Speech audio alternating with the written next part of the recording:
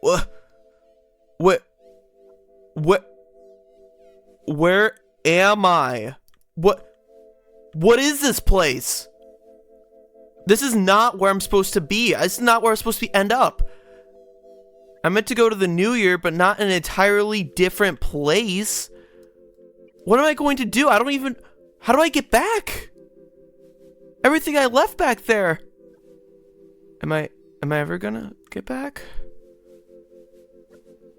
I'm not gonna lie, some of this stuff seems really interesting and technologically advanced. I don't know if I need to go back.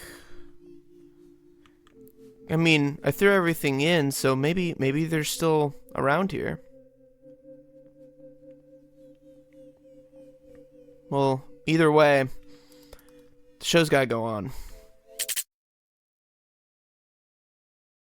Hey guys, welcome. Today we're going to be looking into making new types of arrows for Minecraft. It's going to involve actually giving this thing a functionality and then using that to craft different types that I have already kind of worked on here, and all the different intricacies with these. They're way more complex. We're doing this using a mod that I've been working on, and I'm going to take you along my journey while creating all of these. But first we got to start with this block and get to that. Alright, so the first thing we're going to look at is this little guy right here. Mojang added this block into the game and thought that they were really cool because they added something that had absolutely no use for years. Think about it, it's been 7 full updates without this thing doing anything. So let's try to add some functionality. I have no idea if I'm going to be able to directly replace this block's functionality or if I'll have to recreate it entirely. All right, surely the first time testing something, it will always work 100% of the time. It does, perfect. All right, so this is a UI that was designed by Sergio from my Discord. Him and someone else have been working on a ton of the stuff, so I've probably already mentioned them, but just to reiterate, yeah, they helped me design the logo and the layout, and I think this works well. So the idea is that you'd place your arrows here, the materials to make whatever arrows that you're planning on, and they would output here, of course. That's straight out of the vanilla fletching table, actually. I didn't expect it to work, but this is the vanilla block, and it works. So next, we of course have to actually introduce a mechanic here. Now, I have some of the items being able to be placed in. Immediately, I want to remove that texture when you place something in. I'll be able to work on that, and we need an outcome. So the first arrow I'm looking to add is an explosive arrow here with the gunpowder and a normal arrow, and my goal with this is to provide some small, I don't know if the explosion really do damage with it only custom gunpowder, but at least enough knockback force that it feels like an explosion should, is the idea here. So let's get to it. Okay, so the first thing we just gotta do is check to see if we have 2 valid items here, in which then you can see my chat fills up with hey craft time, because it is now time to craft the item. Next, when we have these items here, we need to place our new arrow in the second slot here. This is the explosive arrow, also designed by Sergio from the Discord, and right now I can actually just grab as many as we want, because right now we need to also make it so when I grab one of these, it decreases the total from both of these by 1. And now this should all work except it doesn't. Okay, now it all works. I can prove it. So this is actually a little bit complicated. I mean, it's really easy here. If I grab one from here, we decrease the stack by 1 here and 1 here. And if there was any left over, obviously it doesn't matter how many there is of this. If there's, you are required to at least have 1 here and here for this to even show up. So that works fine. The issue is shift clicking. So shift clicking automatically transfers it and it gets put into one of these slots. And I think I have the setup wrong. No, okay, so it increased by 1, and it should have by 2. That went down by 3, and that went up by 1. You see that? This should give me 3, except it only gives me 1. And this decreases by the wrong number. Okay, let's, I gotta work on it. All right, to no one's surprise, I thought I was a lot smarter than I was, but it's okay, because we figured it out. So let's say I have exactly a stack of explosive arrows in my inventory right now, and I went to craft 9, and I just shoved a bunch of gunpowder in here, and I held shift right here. There's 9 in my inventory. There are no more arrows here, and only 9 gunpowder was used up. That's exactly how I wanted it to do. I basically compare these two, see which one has a lower stack size, in this case 55. I then remove 55 from both stacks and then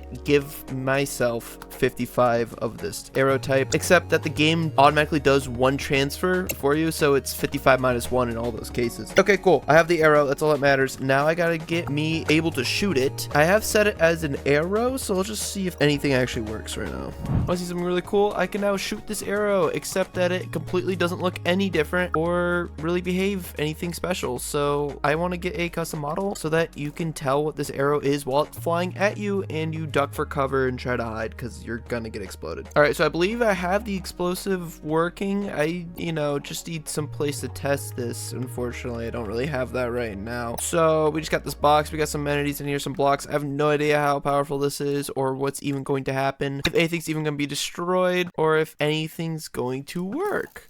That's really fun. All right, well, nothing's absolutely working. That's really fun. All right, so I'm not gonna lie to you. It's been a very long time since the last clip. I've spent forever trying to get these arrows in, and I finally was able to do it thanks to Derp Pickles from the MCreator forums, because I am using a tool named MCreator that is not the best for making mods because I do not know how to program. Secret's out. I know, it's terrifying, whatever. And I pretty much had to rebuild arrows based on the way that you're actually supposed to do it, because MCreator just doesn't let me using their own tools. And there was no really easy way for me to figure this out until this person came along with their post. And this is a long explanation just to say, there's the arrow. It explodes. And I built this whole box because I didn't know if the explosion would break blocks. It just does damage.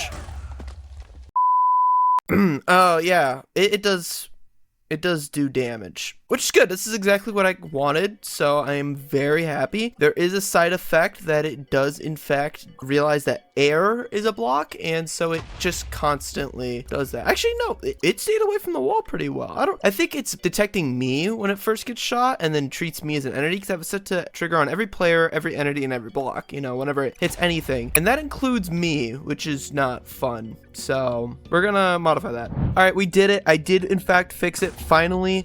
Now, when it hits a block, there is an explosion, which you just saw and heard. But when I come in contact with it, there's no longer an explosion. And this was actually a lot harder because of stupid reasons of programming, because I don't know how to program. It's so fun. Anyway, I will no longer get hurt by my own arrow or get launched or any of that. One thing, though, is I do notice is that you can see the explosions pretty well when I shoot, like, a fence. But 99% of the time, as you can tell right now, explosions in the block just have no effect on me. So I'm thinking that I either have to make the explosion radius bigger or change where it's coming from. And my immediate thought is, what if we tried to make it actually explode at the arrow's location and not the block's location? Because I believe that's what's currently going on. When I shoot that block, it occurs in that corner, which is, I believe, the negative. Yeah. So it's going for the exact coordinates location based on the block, which is some stupid rounding. But let's just try to make it come from where the arrow is instead. All right. And so I thought I fixed the issue. I say that because I already shot one of these, but yeah, it bounces around a little bit, and as you can see right here, it is in fact just bouncing up and down over and over. In fact, I cannot get close to this, otherwise it's going to kill me, and clearly this is a problem. So we're just gonna make it only explode once and then be done, so that this cannot be abused. Let's do that. All right, finally, I have believed I've got everything to work exactly how it should. So it's gonna explode once and then it's gonna chill there, and that is the explosive arrow in its entirety. A quick change I just made, I also made the explosive arrows delete themselves after being shot, because I figured that makes more sense than being able to pick up another explosive arrow and reshooting it. Now, the important part is, yes, this arrow may have taken me forever to figure out, but now it should be relatively simple to add some more arrows that follow a lot of the same logic. It was just getting that logic in the first place that was the biggest challenge. So next, I want to look into an arrow that is going to seem a little redundant to begin with, but will make sense once I get into it, that being one that involves the usage of ender pearls. This might get a little weird. All right, here we go. I just threw the recipe in here. So this is the pearl arrow, and I was a little bit worried about stack sizing here because I limited it to 16 just like ender pearls, but because you can only put a 16 in max in this slot anyway to begin with, the caps will be handled for us automatically, to my belief. Of course, no functionality just yet.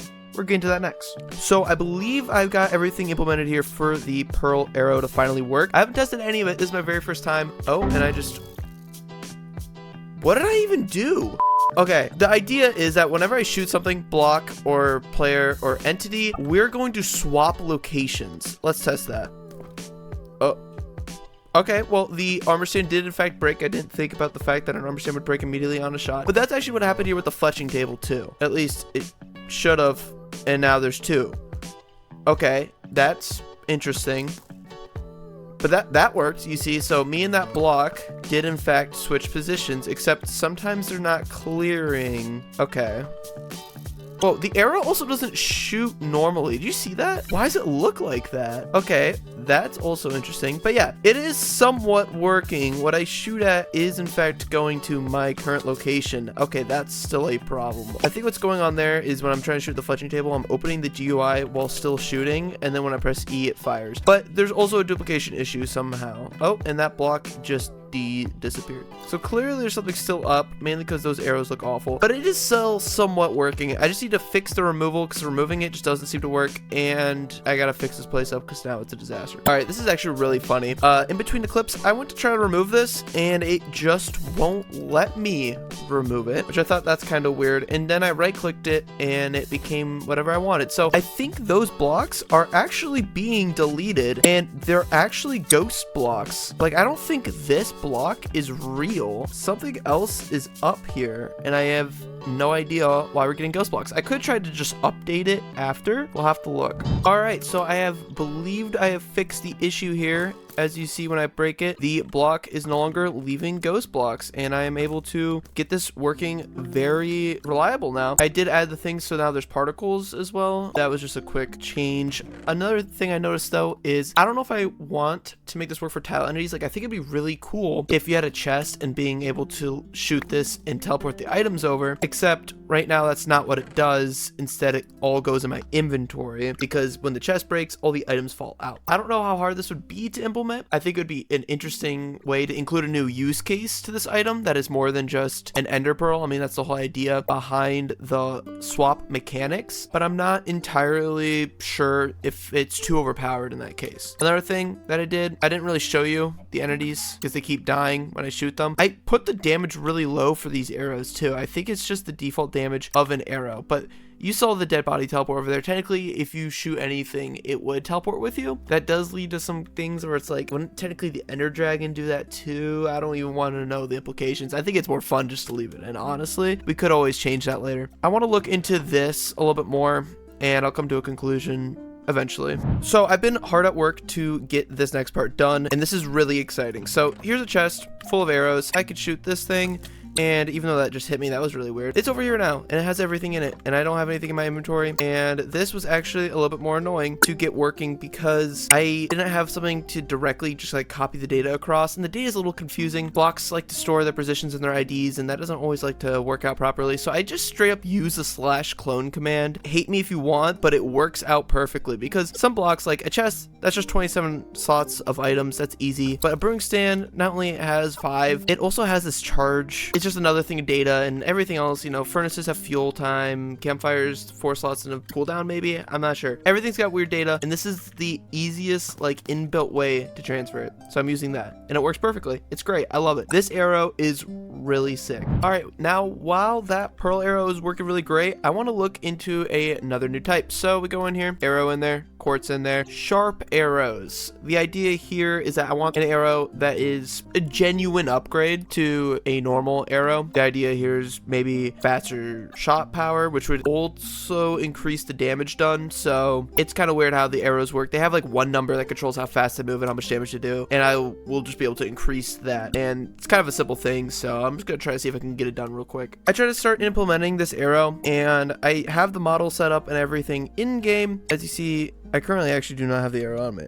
Okay, now we have some arrows. I have it all set up so I could shoot this arrow, except there's a bit of a problem right now. So what I have to do is I'm currently having to use a bit of a weird modification. So I can't really modify how bows and crossbows shoot arrows. I mean, I could, but I think it would be a lot more difficult to have to try to modify a system that's already in place rather than trying to kind of replace it. So what I'm trying to do is as soon as I detect a sharp arrows in, I shoot a new one from myself that has the modified power and damage, and then try to kill the old one or despawn the old one. Except it seems to be stuck in an infinite loop, and this probably sucks because it's flashing on the screen so fast. But the issue is it's detecting the new one and summoning a new arrow at the second arrow, and it repeats and just constantly makes new arrows while despawning them. So that's just a fun little glitch I found. I think I know how to fix it, hopefully. All right, so I think I got this working. I had to construct a little thing here to help me test out. Looks a little familiar. So I was pretty much being a little naive. I didn't realize that arrows can move like really fast, like over 6 blocks or around 6 blocks out of your range within 1 tick, which is like crazy. I basically was checking too close of a radius for the first arrow when I was trying to make the second one. But anyway, here is a little test here. So I'm going to shoot this target using a normal arrow because I have it in my first slot, and it's going to go kind of low, kind of bad. And then I'm going to shoot it with the sharp arrow, exact same position, and you'll be able to notice a big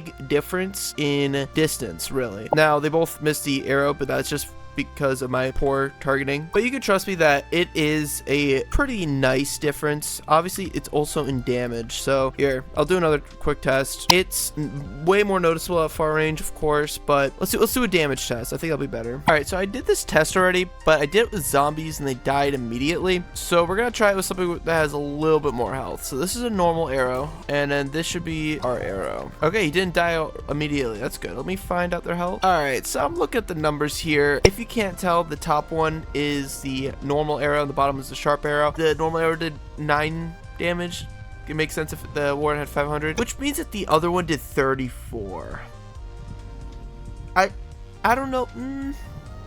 You know, just a little broken. All right, I think this is fair. One did 8 and one did 11, so it's about like 3 more damage in that case, although it's really subjective to just how fast the arrow is moving and how far away you are from the enemy. But I think it's still a reasonable bump, and the balancing obviously coming from having to go to the nether to get the nether quartz for the arrows, so I'm okay with leaving that as that. Surprisingly tricky for a kind of simple arrow. I mean, it does also shoot faster, so that helps with some of it, but you know, let's get something more interesting, of course. Time for another new arrow. This time we're looking at arrows plus leads and thinking of making a rope arrow, which this is kind of a big undertaking. I'm trying to make something that is going to act like a grappling hook or something like that, and that's gonna be really complicated, so I don't know if I'm even gonna have the time. I'm trying to like see if I can implement it without actually getting everything in first, try to get like the hard math done first, but it's actually really difficult to do that without just doing everything. So here's the item, and now I have to make it shootable and all that fun. This surprisingly did not take that long, and I'm really surprised, but as I shoot this, I move towards the arrow, and I can actually pick it up and it will keep moving me towards there until I left click is how I have it set up currently, just as a test. But it works in a really weird way where the further you are, the more strong it is, and it just kind of like brings you to where the arrow is and like kind of hovers you there. It overcorrects for itself too, which makes it really weird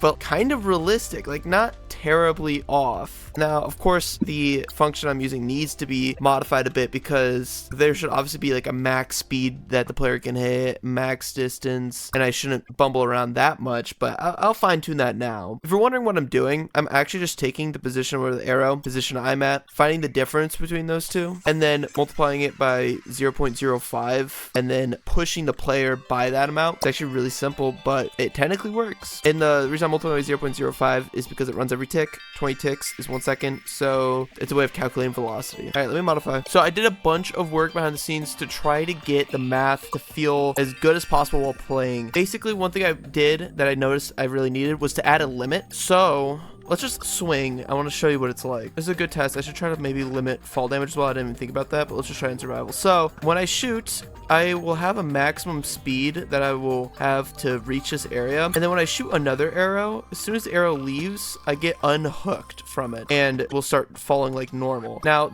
how this maximum is calculated, you can't do it based on per axis. Otherwise, you have this issue where you start to lose direction. So I basically took the vectors of all the motion, all the unit vectors. I took the resultant of that, limited it to a value. I think I just used 4, and then break that back apart using the angles from the previous one, so I keep the direction. And it results in some nice things. So I'm able to shoot and then shoot again to kind of quickly move like this, and it allows for like some swinging that feels pretty nice. Like that worked out pretty well, and you can go between areas. Another thing I had to do, I removed the Y direction downwards. Like it can't pull me downwards, which I think could be a little unrealistic, but at the same time it just feels better, so I did that instead. Now I have to actually make this look good, and I don't really know how to make a rope between the two because rope physics seems really annoying to figure out, but maybe I'll just have like a line between you and the player. Maybe that look decent. Let's try it. So I've been looking into trying trying to figure out how to connect you and the player with the arrow, and I've tried everything under the book. I spent a whole day on it yesterday just trying to figure this out. I tried doing an entity that was between me and the player. It didn't work out because I couldn't get the entities to be at the right distances. I tried using the leads texture, that rope that connects two leads between me and the arrow. That didn't work either. So before I figure out something that is any better, I at least just wanted to implement a particle, and here it is. Although we'll say it's a little bit more flashing than usual, it is a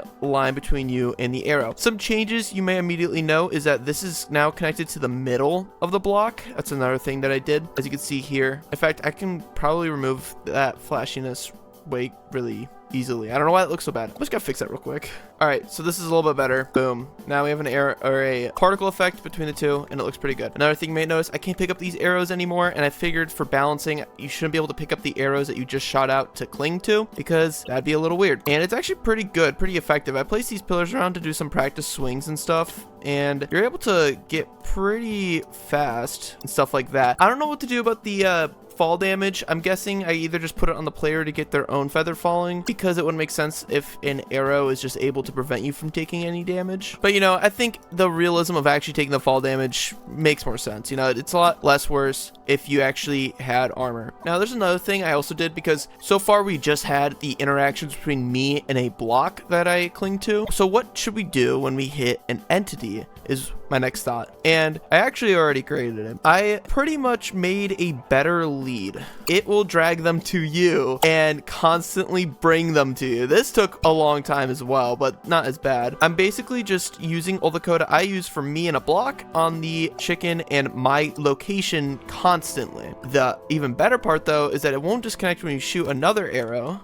So we can grab a few more friends. And now I just have my group, my clique. It's actually funny that I use chickens, because when I fall, it looks like a parachute that just doesn't work well, unless I had slow falling. And to disconnect these, it works just as if you were using the bow, and that you can just left click and they will spread out. One thing I also did was I removed all the damage that this does. Although it still displays it, it's just doing 0 damage, and that way you can know that when you actually get your target, but they won't die from it. It's kind of funny that they nudge you along, because like you could kind of use this for something. I just don't know what. The implications is kind of interesting. Speaking of implications, another thing is there's certain mobs that wouldn't make so much sense if I was pulling along. So instead, they pull me to them. Now this includes not only just the warden, but a few of the other bigger mobs. So I don't want to know what could be done with that, although I bet it could be real interesting. I gotta save my chickens real quick, because he's gonna kill them all. But yeah, the reason why this is better than a lead is because you could shoot from way further than you can lead an animal, and it also has 0 chance of breaking. Like, I'm sure if you get far enough, maybe the chicken won't be able to get to you, but right now these guys are never gonna leave my side unless he comes and kills them. Another quick change I did was I also made the pearl arrow not do any damage. So even though it looks like it does, you can hit them with as much as you want and they won't take any damage until this guy comes and takes them out. It's kind of interesting that you can use these in conjunction. It's kind of interesting that you could use these two in conjunction, although they don't really do much because these two are already getting pulled towards each other. But yeah, I think that is all with the rope arrow. So that's going to be it for the video. I hope you enjoyed the look into these 4 different arrows. They're all way more involved than I thought they would be. It's quite funny because on a different video, I actually just made this longbow. It'd be interesting to try to get these involved with each other, but currently they do not work and I'll have to figure that out at a different time. If you enjoyed watching the video, make sure to hit like so I know that you did. Subscribe if you want to know when a next upload comes out. In the comments, leave any of your suggestions and stuff, or come over by the Discord because I'm more likely to read them there anyway. Talk with some people that are really cool that like to do their own technical stuff. The video was edited by Cinnamon. Their links are in the description. And I guess I gotta clean all this up now. Who am I kidding? I'd rather go explore wherever I am.